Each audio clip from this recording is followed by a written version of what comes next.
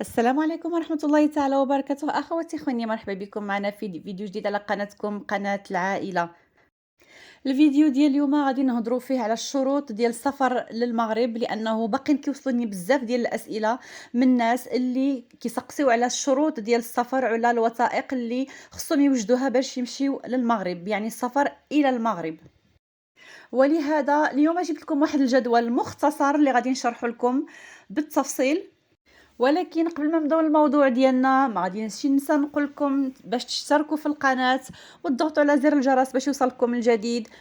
ما تبخلوش علينا عفوا باللايكات ديالكم والتعاليق ديالكم، وخصوصا تبارطاجيو الفيديو باش يوصل الى اكبر عدد من المشاهدين.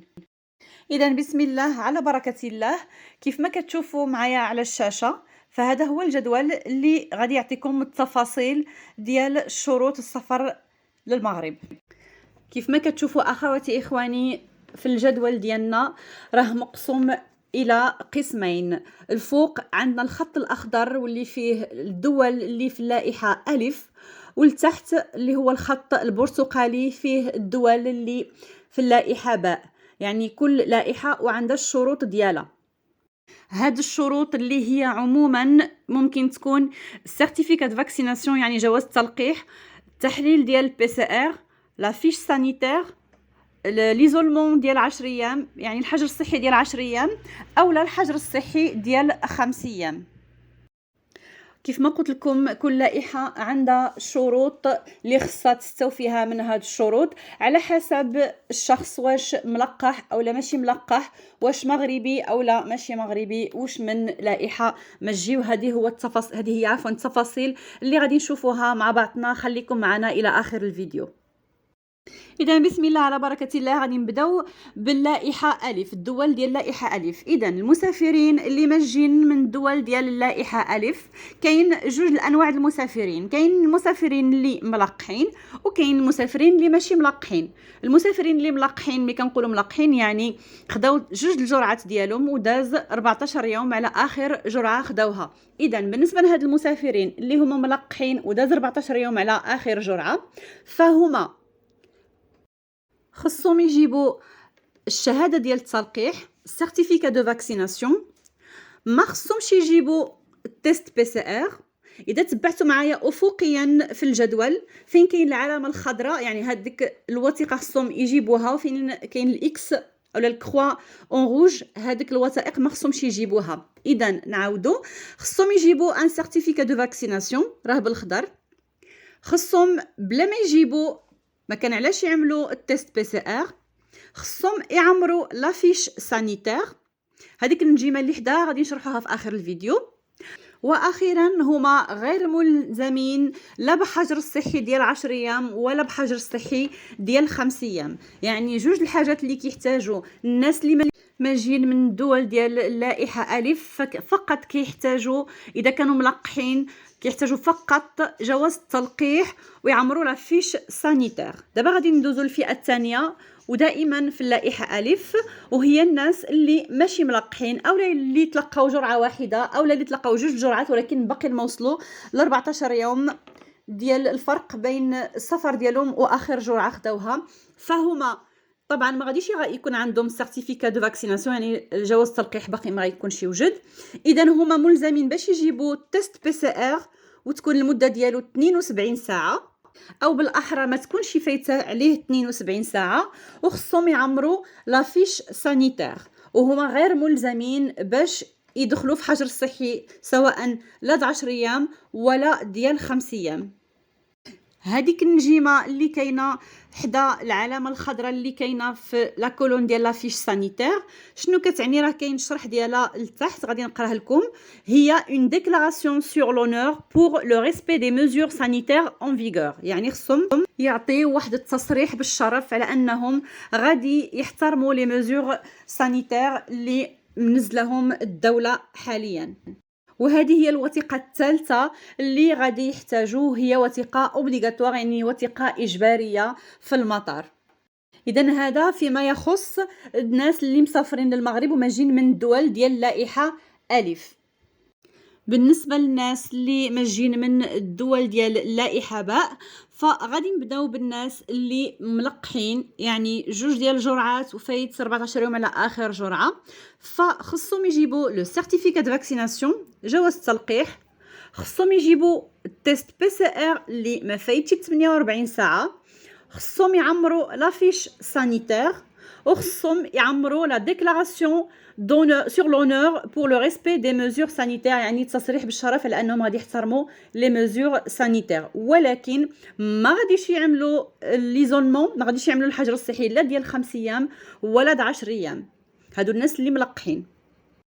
اما بالنسبه للناس اللي ماشي ملقحين، بالنسبه لي او بالنسبه لي ميزور سانيتير اللي ماشي ملقحين، يعني هما اللي ماشي ملقحين نهائيا او لا واخدين جرعه واحده او لا 2 الجرعات، ولكن باقي ما داز 14 يوم على اخر جرعه، كيتعتبروا في اللائحه ديال اللي ماشي ملقحين، واللي خصهم يجيبوا التيست بي سي ار اللي ما فايتش 48 ساعه، خصهم ضروري يعمروا لا فيش سانيتير، وخصهم يعمروا une déclaration sur l'honneur pour le respect de l'isolement et des mesures sanitaires en vigueur. وهنا بالنسبة ليزولمون أولا بالنسبة للحجر الصحي، فكاين 2 ديال الخانات.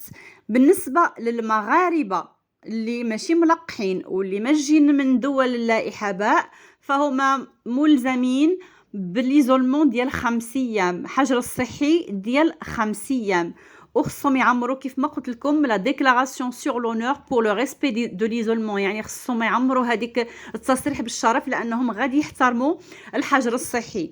اما بالنسبه لغير المغاربه واللي ماشي ملقحين، فكينطبق عليهم نفس الشروط.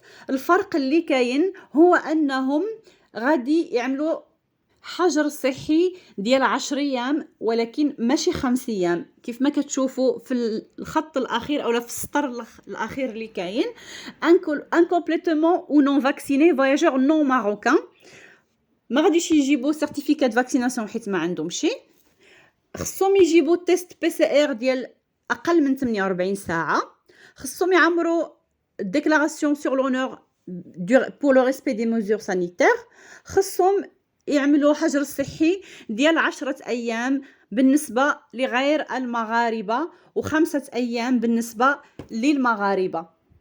غنعاود نذكركم اخواتي اخواني بالنسبه للبي سي ار، لان هذا سؤال كيتكرر بزاف د المرات في اليوم الواحد. الناس اللي ماجين من اللائحه الف فخصهم تيست بي سي ار اللي ما فايتش 72 ساعه. بالنسبه للناس ديال اللائحه باء فالبي سي ار سيكون ما فايتش 48 ساعه.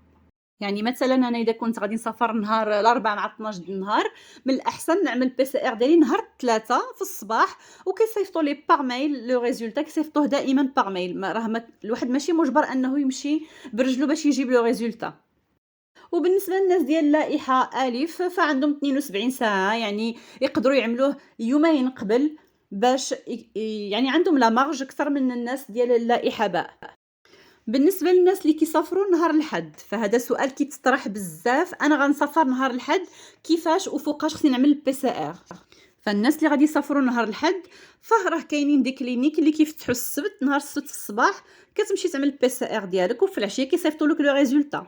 بالنسبه للناس اللي كيسافروا نهار الاثنين راه كاينين دي كلينيك اللي كيفتحوا نهار الحد، يمكن كيكون تيست بي سي ار زايد شويه في الثمن، ولكن بالنسبه مثلا الواحد اللي عنده الطياره نهار الاثنين مع الجوج ممكن يمشي نهار السبت، لان كيبقاو فاتحين حتى ل 8 ولا حتى ل 9 لي كلينيك فين كيعملوا لي بي سي ار، ممكن يمشي مع 7 ولا مع 8 يعمل التيست بي سي ار ديالو ويصيفطوا له نهار الاثنين في الصباح. يعني ديك التيست بي سي ار راه صالح حتى نهار الاثنين مع 7 ولا مع 8 د العشيه، يعني خصو يحترم الساعه اللي خداو فيها العينه. سريعا كذلك غادي نذكر باللي الاطفال راهم الا كان عندهم اقل من 11 سنه فهما ملزمين لا بتيست بي سي ار ولا حتى بشي حاجه، ما كاين حتى شي مشكل باش يدخلون المغرب الناس اولا الاطفال عفوا اللي عندهم اقل من 11 سنه. اخواتي اخواني كنتمنى الشرح يكون سهل ويكون مفيد لكم. حاولت نجاوب على الاسئله اللي توصلت بهم مؤخرا في الخاص او لا في التعليقات، قلت من الاحسن يكون فيديو باش يستفد منه الجميع احسن ما تكون اجوبه انديفيدوال في البريفي. كنتمنى تكونوا استفدتوا، وإذا كنتوا استفدتوا ما تنساوش تبارطاجيو الفيديو مع الناس اللي مهتمين. كنشكركم جزيل الشكر على المتابعة ديالكم، ما تنساوش اللايكات ديالكم وتبارطاجيو الفيديو، وإذا كنتوا باقي ما اشتركتوا في القناة فمرحبا بكم اشتركوا معنا فضلا وليس أمرا. شكرا لكم ودمتم في رعاية الله.